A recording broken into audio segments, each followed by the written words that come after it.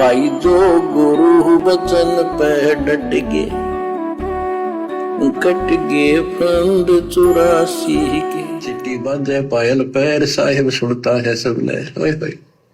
यदि चिट्ठी के पैर की पायल बन जा, चिट्ठी का पैर कितना है, फिर पायल की अपनी, यदि उसका भी कोई शोर खुड़का हो जा, मालिक उसको भी सुनता है।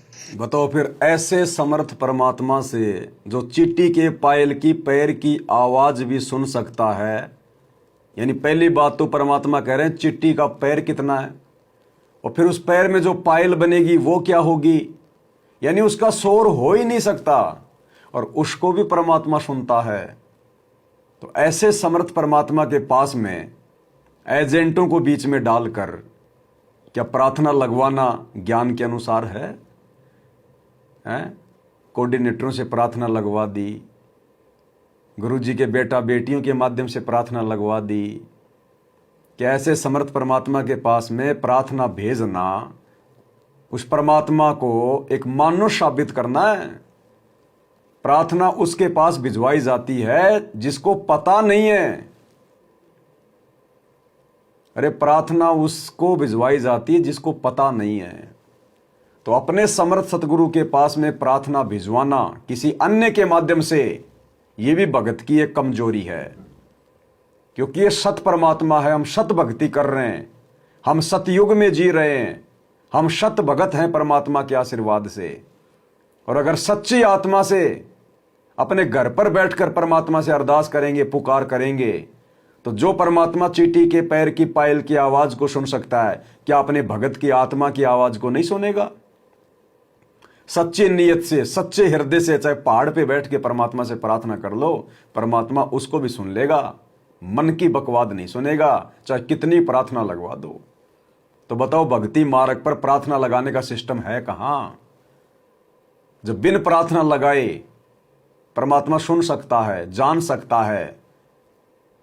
दास एक शब्द सुन रहा था किसी पंजाबी भाई का, तो वो कह रहा था, बिन बोलिया सब कुछ जानदा, किस आगे कीजिए अरदास। कि बिना बोले जो सब कुछ जानता है, फिर उसके आगे कैसे हम अरदास करें? तो जिन भगत भाई बहनों ने अपने गुरुदेव को अंतर्यामी मान लिया, देखो बोलते तो सब हैं, लेकिन एक होता है बोलना, एक होता है हृदय से अंतर्यामी मानना। अब बोलने को तो सारी संगत संध्या आरती में लास्ट में बोलती है कि अंतर्यामी एक तुम आत्म के आधार, और जो तुम छोड़ो हाथ तो मोहि कौन उतारे पार।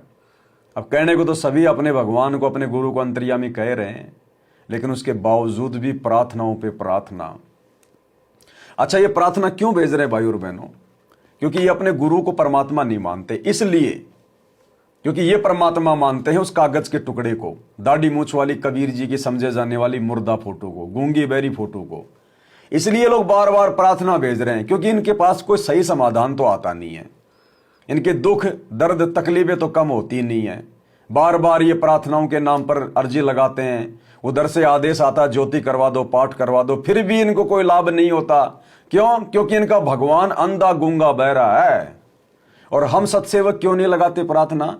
क्योंकि हमारा भगवान जिंदा है, हमारा भगवान अंतर्यामी है, हमारा भगवान हमारे हृदय में है, हमारे घर पर विराजमान है। घट ही में गंगा, घट ही में जमुना, घट ही में है जगदीश, सतगुरु तारेंगे। तो बिन बोलिया सब कुछ जानदा, किस आगे कीजिए अरदास।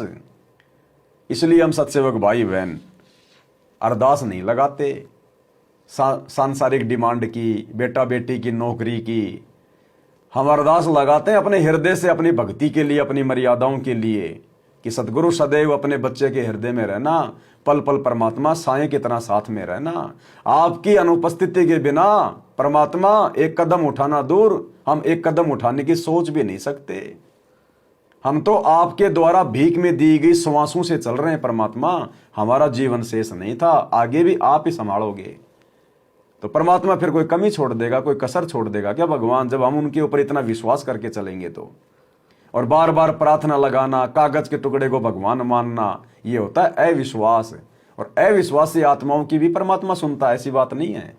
सतगुरु उनकी भी सुनता है, लेकिन उनकी अगर सुनेगा तो उनकी खुद की भक्ति खर्च होगी।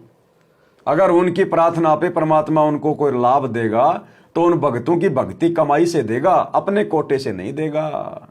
तो यह भी बहुत बड़ा एक नुकसान है। पायल की अपनी, लेकिन यदि उसका भी कोई शोर ठुड़का हो गया, मालिक उसको भी सुनता है।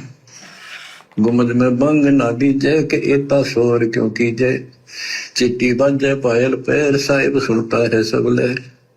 कतेबा पुरस की पढ़िए अरसी अरस को चढ़िए, ऊपर की किताब पढ़ दो सतलों का राह बतावे। सब तू मान ले मोरा यो सब छोड़ दे तोरा, सब देखत है रहमान के क्यों करता जुल्म शैतान। सब कुछ देखता रहमान क्यों जुल्म करता है शैतान। सब कुछ देखता रहमान, रहमान यानी परमात्मा सतगुरु, वो सब कुछ देख रहा है। जगत वालों को कह रहे परमात्मा वो सब कुछ देख रहा है। क्यों जुल्म करता है शैतान, तू मांस खा रहा है, बकरे काट रहा है, उल्टी साधना कर रहा है। और भक्तों को कि वो रहमान हिसार जेल में बैठ के सब कुछ देख रहा है। क्यों जुल्म करता शैतान, अरे क्यों अपने गुरु को नाराज कर रहा है, दुखी कर रहा है शैतान। ये ज्ञान ये भक्ति लेकर सतगुरु की शरण लेकर तू सारे उल्टे काम कर रहा है, देखा देखी में चल रहा है, कोऑर्डिनेटरों को भगवान मान चुका है, गंदी राजनीति में तू फंस गया। तो कहते हैं सब कुछ देख रहा रहमान और उल्टे काम क्यों कर रहा तू शैतान। भाई और बहनों, ये नहीं है कि हम गुरुजी के शरण में आ गए, गुरुजी ने नाम दे दिया, अब तो हम जो मर्जी उल्टे काम करें, हमारा तो मोक्ष हो गया। ये नाम और ज्ञान लेने के बाद तो हमने पहले से कहीं ज्यादा संभल के चलना पड़ता है, पहले से कहीं ज्यादा, पहले से कहीं ज्यादा। जो गुरु वचन पे डट गे, कट गे फंद 84 के, कट गे फंद 84 के, कट गे फंद 84 के। भाई जो गुरु वचन पे डट गे, कट गे फंद 84 के, कट गे फंद 84 के, कट गे फंद 84 के। भाई जो गुरु वचन पे डट गे,